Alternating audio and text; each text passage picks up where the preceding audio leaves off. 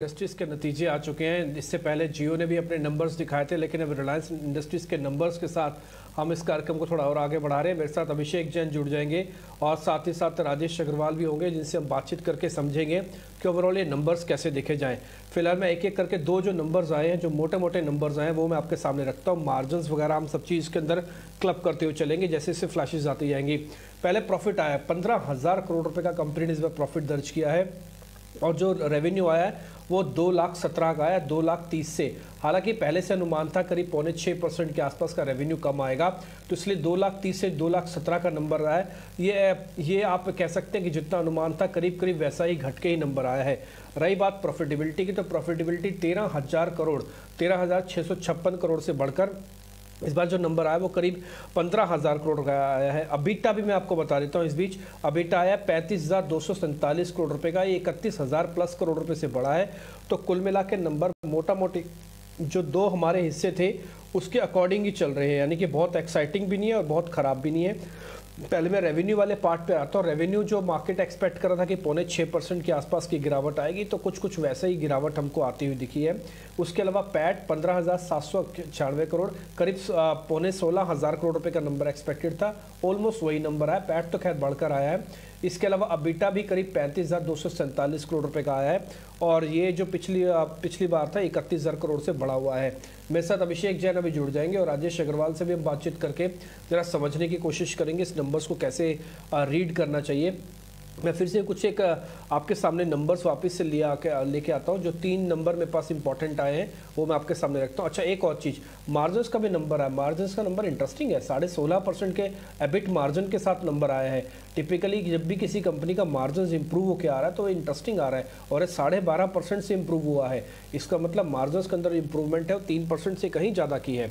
तो एक नंबर जिसको आप कह सकते हैं कि मार्केट्स की उम्मीद से थोड़ा बेहतर है, वो है एबिट मार्जिन का नंबर, और ये 16% के आसपास का है। एबिटा का जो नंबर मैं आपके स्क्रीन पे रख ले रहा हूँ वो है करीब 35,247 का, और साथ ही साथ पैट का नंबर आया 15,792 करोड़ रुपए का। तो कुल मिला के जितने नंबर हम एक्सपेक्ट कर रहे हैं उतने ही नंबर्स मार्केट के या तो उम्मीद के मुताबिक या स्लाइटली इंप्रूव होके आते हुए दिख रहे हैं। राजेश अग्रवाल इस बीच मेरे साथ जुड़ चुके हैं। राजेश सर, बहुत बहुत शुक्रिया, थैंक यू वेरी मच समय देने के लिए। मैं 2 चीज़ों के साथ आपके साथ शुरुआत करूँगा। पहले सिर्फ एबिट के साथ ही, जिसको हम हिंदी में कामकाजी मुनाफा कहते हैं और कामकाजी मार्जिन, मैं दोनों आपको बताता हूँ। इनके मार्जिन आए सर 16.2%, जो कि आए 13.5% से थोड़े ज़्यादा, यानी कि 16% का इन्होंने मार्जिन दिखाया। दूसरा, इनके पास जो कामकाजी मुनाफा आया वो आया सर 35,000 प्लस करोड़, और ये 31,000 प्लस करोड़ से बढ़कर आया, यानी कि ये करीब 4,000 करोड़ रुपया बढ़ा है। सर, फर्स्ट रिएक्शन इन दोनों चीज़ों पे, प्रॉफिटेबिलिटी रेवेन्यू पे बाद में आता हूँ। देखिए, नंबर्स हमारे हिसाब से तो अच्छे आए हैं। ये दोनों ही पायदान जो आप बता रहे हो उम्मीद के मुताबिक ही है। ना तो मैं इसे कहूंगा कि बहुत ज्यादा पॉजिटिव आया है, और नेगेटिव तो बिल्कुल भी नहीं है।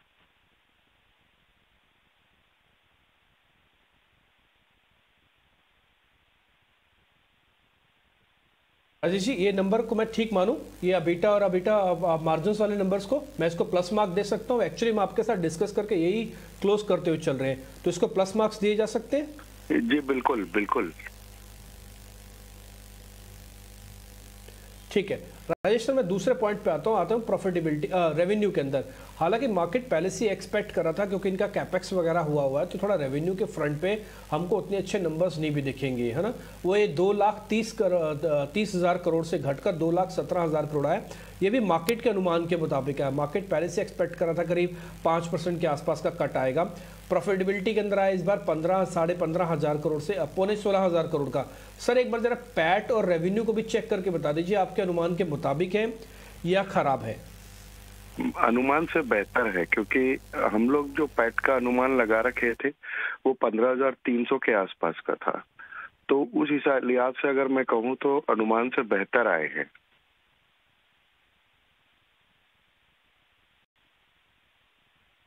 ठीक है, राजेश सर, 1 मिनट आप मेरे साथ बने रहिएगा। मैं जरा अपने रिसर्च को भी जोड़ लेता हूँ अपने साथ। सौमित सरकार जो इस नंबर्स को काफ़ी क्लोजली वॉच करते हैं। सौमित, मैं 2 हिस्सों में आपसे क्वेश्चन पूछ रहा हूँ। फर्स्ट, एक तो मेरे को एबिटा का मार्जिन जो कि 16 प्लस आया है, और साथ ही एबिट का नंबर जो कि 35,000 प्लस करोड़ रुपए आया है।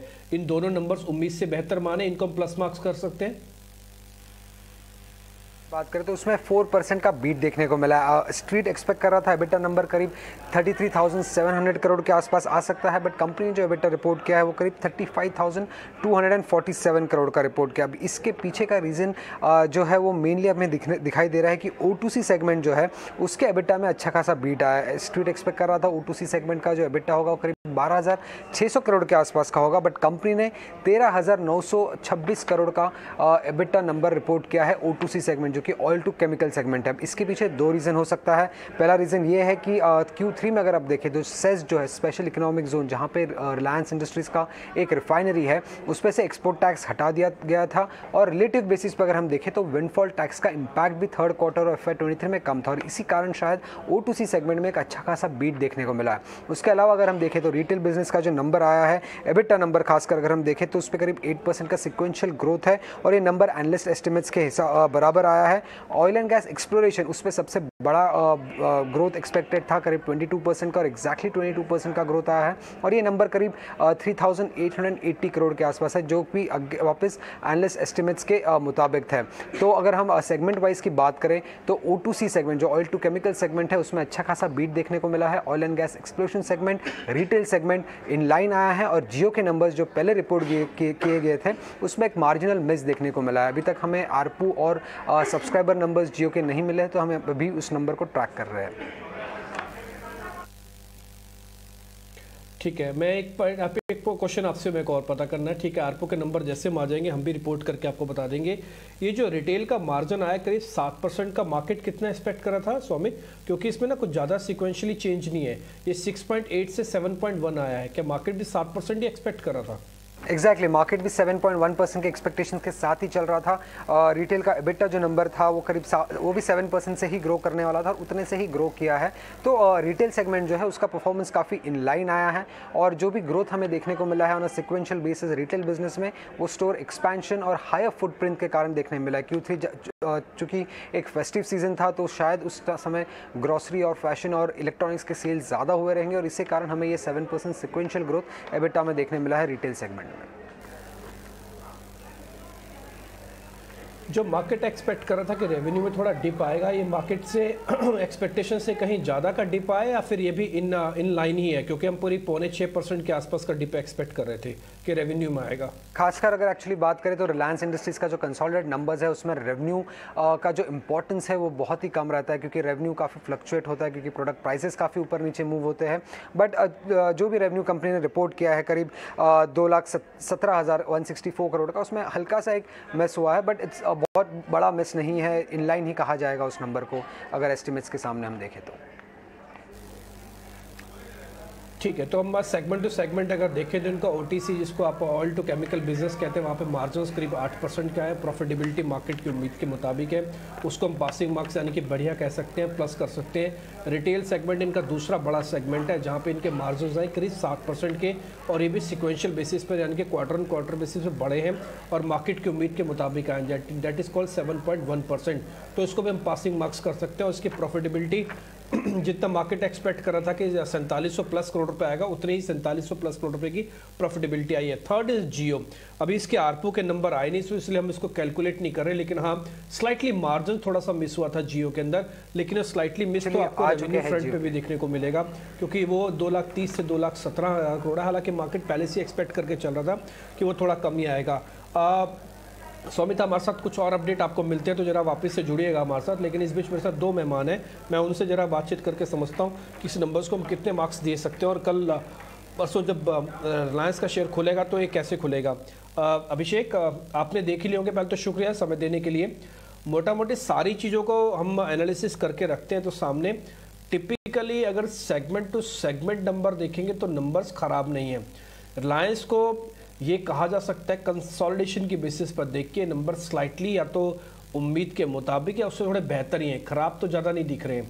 रेवेन्यू फ्रंट पे स्लाइटली मिस है, वो जियो के मार्जिन पे भी स्लाइटली मिस है, बस इसके अलावा ज़्यादातर कैटेगरीज में ठीक है। एक बार आप मेरे को जरा इसके बारे में बताएंगे, आप इस नंबर को कैसे कैलकुलेट करें सर, आपके हिसाब से कैसे है नंबर ये? हाँ, तो हमारे आउटलुक के हिसाब से भी नंबर जो आप बोल रहे हैं वो काफी ज्यादा अच्छे हैं, specially oil to chemical segment में राइट नाउ जो हमारा मार्जिन का था कि हमारा अनुमान था कि मार्जिन तकरीबन 12,900 करोड़ का ईबिटा रहेगा। ईबिटा में 1,000 करोड़ करीब का बेहतर परफॉर्मेंस किया है कंपनी ने। ऑल्सो रिटेल में inline inline kind of numbers ही हैं राइट नाउ, बट मेरा ये व्यू है कि रिटेल में भी थोड़ा सा हमारा 46 से 50 करोड़ का ईबिटा का था राइट नाउ, उसमें भी थोड़ा बेहतर परफॉर्मेंस ही मिला है राइट नाउ। अगर आप ओवरऑल बेसिस पे देखेंगे ये नंबर्स आज काफी अच्छे लग रहे हैं, specially on the OTC side जहाँ पे मेरे को लगता है प्रोडक्ट स्प्रेड उनके फेवर में काम किए हैं राइट नाउ, तो उसका इनको बेनिफिट डेफिनेटली मिला होगा। और इसके अलावा अगर आप देखेंगे इसमें जियो के नंबर जो थे वो स्लाइटली आप वो ऑलरेडी जो आ गए थे वो थोड़े वीक थे, बट उसमें कमेंट्री कैसी रहेगी वो आज एनालिस्ट मीट है इनके 8 बजे, उस time they will be talking this thing, तो वो देखना पड़ेगा। बट ओवरऑल बेसिस पे नंबर हमारे उम्मीद से बेहतर ही है और हमें लगता है ये स्टॉक यहाँ से आपको अच्छा मूवमेंट देने का यहाँ से मूवमेंट करेगा राइट नाउ।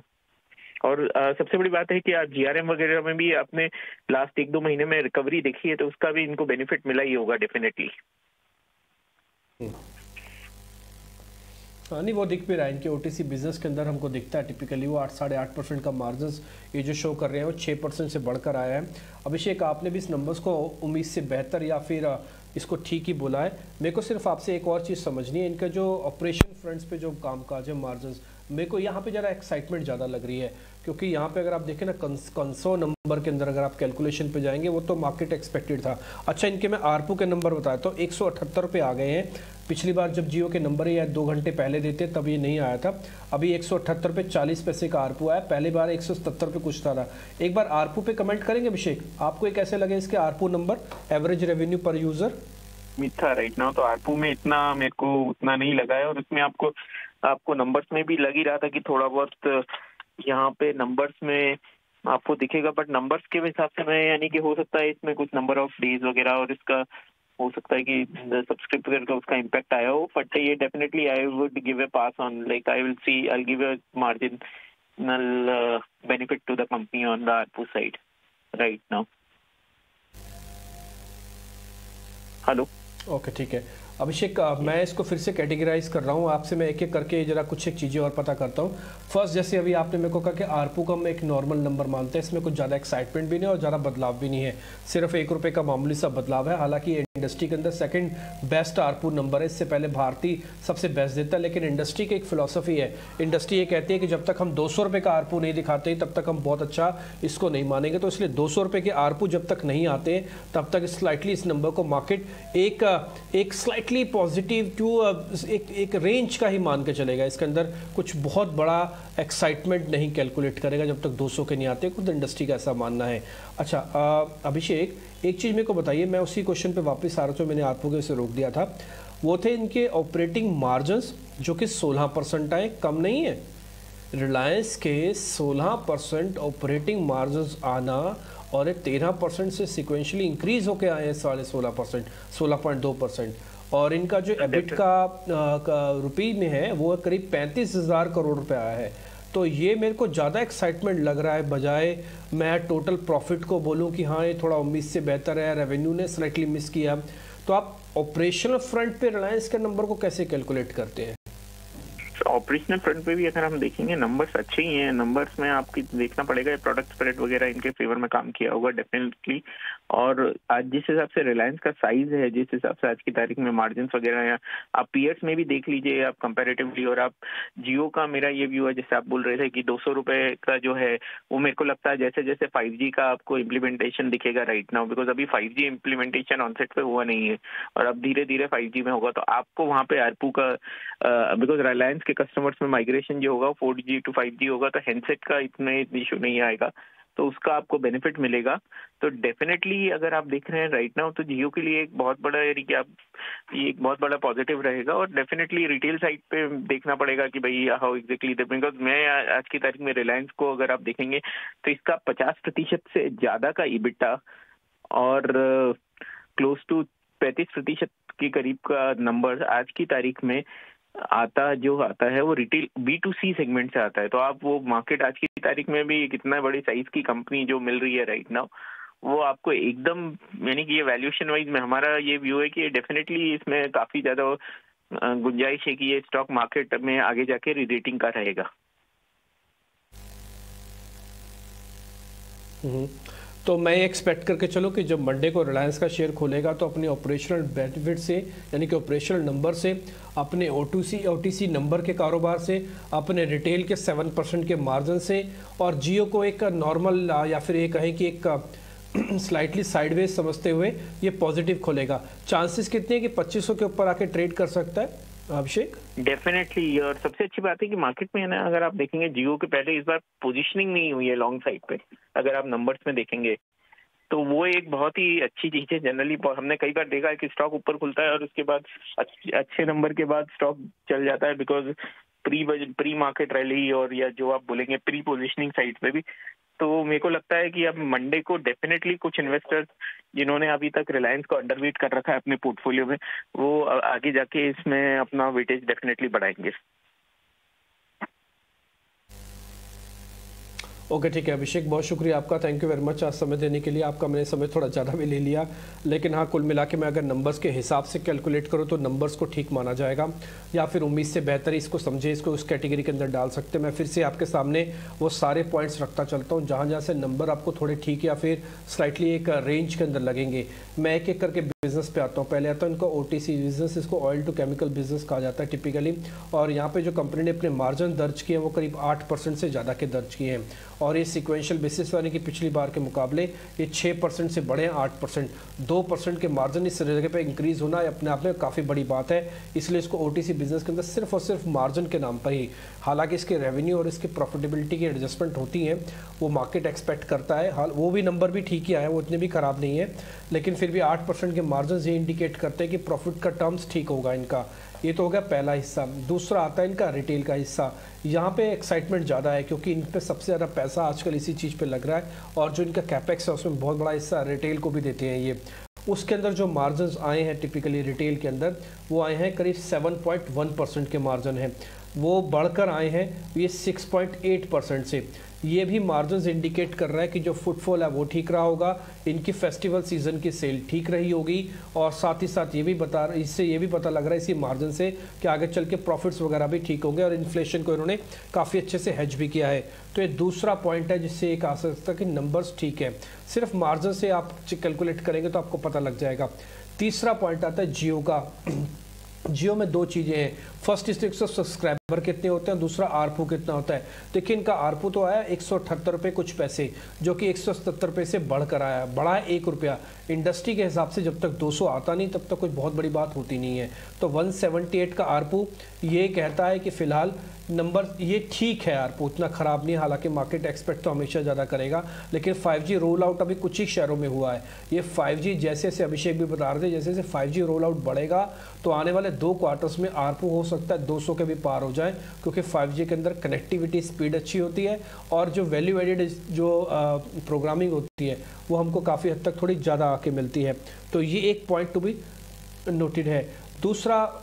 दूसरा मैं जियो के पॉइंट ऑफ व्यू से सब्सक्राइबर बता रहा था, वो सब्सक्राइबर आए 432 मिलियन। तो ये भी इंटरेस्टिंग नंबर्स हैं क्योंकि पिछली बार से ये भी इंक्रीज़ हुआ है। और ध्यान देना चाहिए, पहले ये ओलिगोपोली मार्केट हुआ करता था, अब ये डुओपोली मार्केट है, यानी कि आइडिया के जो सब्सक्राइबर होते हैं वो घटते हैं, या 2 ही जगह पर जाते हैं, या तो जियो के पास या तो भारती एयरटेल के पास। और इसका फ़ायदा हमको हर बार के क्वार्टरली नंबर्स या फिर मंथली नंबर्स पे हमको आते हुए दिखे हैं। तो जियो ने 2 फ्रंट पे अपने लिए ठीक रखा है, ज़्यादा ख़राब नहीं किया। इन स्पाइट ऑफ दिस की मार्जिन मिस हुए हैं उनके, वो ये है कि इनके सब्सक्रिप्शन का नंबर ठीक आया है, और साथ ही इनके आरबू बहुत ज़्यादा ख़राब नहीं है तो बहुत ज़्यादा ठीक भी नहीं है। तो मैंने आपको 3 कैटेगरी बता दी, first is OTC, second is a retail, third one is a Jio. और इसके अलावा अगर आप देखेंगे तो मुकेश अंबानी ने भी यही बात अभी आपके सामने रख रहे हैं, वो भी कि इस नंबर से वो उम्मीद तो खैर अभी और भी करते हैं आगे चल के सुधार होगा। वो ये कह रहे हैं कि 5G रोल आउट बहुत इंपॉर्टेंस रखता है आगे चल के जियो, कुल मिला के रिलायंस के लिए और जियो के लिए भी। उनका फोकस आगे चल के रिटेल भी होगा, ये भी उनकी बातों से साफ साफ निकल के आ रहा है। एक पॉइंट मैं और बताऊंगा जिसके लिए मार्केट बहुत इंपॉर्टेंटली कीनली ट्रेड उसके अंदर करेगा, दैट इज ऑपरेशनल मार्जिन्स। जिनको हम एबिट मार्जिन्स कहते हैं और एबिट का प्रॉफिट कहते हैं। ये बहुत ही इंटरेस्टिंग है क्योंकि यहाँ पे 16% के नंबर आए। 16% मतलब ठीक है, मार्जिन एक्सपेक्टेड था कि बढ़ के ही आएगा, लेकिन 16% का एबिट मार्जिन ये अपने आप में काफ़ी बेहतर है। और एक कंसोलिडेशन का बता रहा हूँ, इसके अंदर ओटीसी, रिटेल, जियो, इनका सारे बिजनेस कैलकुलेटेड है, उसका ये मार्जिन्स का होता है जो करीब आया है 16% और ये 13.5 से बढ़ा है, यानी कि ऑलमोस्ट करीब 3% से मार्जिन्स का इम्प्रूवमेंट आया है। साथ ही इनका जो एबिटा आया है, जिसको हम कामकाजी मुनाफा या ऑपरेशनल प्रॉफिट कहते हैं, वो आया है 35,000 करोड़ रुपया। 35,000 करोड़ रुपए से खर्चे और ऑपरेशन मतलब टैक्स काटेंगे, डिडक्शंस करेंगे, तो उसके बाद आपका जो मुनाफा आएगा 15,000 यानी कि 16,000 करोड़ रुपए के आसपास का है।